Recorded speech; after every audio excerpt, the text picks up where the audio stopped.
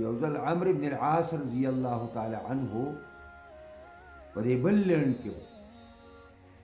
او د مسیلمة الکذاب سره دوستانه او یارانه ونو یمامې ته د تجارت د غنمو لپاره به د قریشیان تلل نو هلته به چې تلو بیا به د مسیلمة الکذاب میلمه کېده نو یو ورځ چې د هغه لاړ او د هغه میلمه شه نو د عمرو بن العاص رضی الله عنه نه یې تپوس وکړ چې ستاسو په هغه صاحب باندې په دې وخت کې څنګه څه نوي وحی راغلی ده نو عمرو بن العاص مسلمان نه دی لا خو هغه وویل چې او یو ډېر مختصر او مانخیز غوندې صورت ورته راغلی دی یعنې سورې عصر نو مسیلمة الکذاب دا سر ښکته کو او سوچ یې کو عربي سازوله چې اوس د قرآن مقابله وکړي د سورې عصر مقابله کوي نو سر یې ښکته کو یو ساعت سر یې ښکته وښکته بیا سر اوچت کړه چې ما ته هم چې کوم دی اوس دغسې یو مختصر غوندې صورت نازل شي نو عمرو بن العاص ورته وویل چې ته بسم الله ته ووایه څنګه دی نو هغه ویل چې یا وبرو یا وبرو انما انت اذنان وصدر وسائرك حفر قبر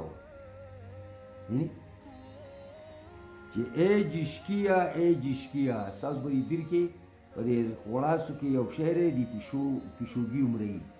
او غټ سري او دا سینې هم غټې او شاته دا هغه دی ګوتې په شان دی نرۍ شه دې ته وبر وایي په عربۍ کې ورته وبر وایي او دلته پرې دا دې پرې غرونو کې ورته خلک جشکې وایي نو اوس مسیلمة الکذاب وایي چې یا وبرو یا وبرو ای جشکیا ای جشکیا انما انت اذنان و صدر ته خو تشه غوږونه او سینې نور در کې څه نشته وسائرک او ټول عمر ستا حفر قبرو په شړو کې ګرځي او سوړي وباسي او بیا هغه ته وایي کیف ترا یا عمرو عمرو څنګه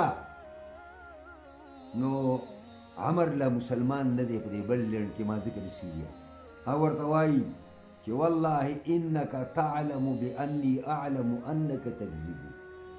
اے مسلمه ته په دې ښه پوهې زماري په خدای قسم ته په دې ښه پوهې چې زه په تا پوهېم چې سپین دروغ وایي دا اوس چېرته والعصر ان الانسان او چېرته یا وبرو یا وبرو زه ډېرو خلکو کوششونه کړي دي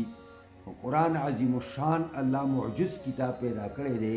د دې مقابله د انساني بس او طاقت کې نشته او نه چا وکړو نه به څوک وکړي د قیامته پورې دا زموږ ایمان دی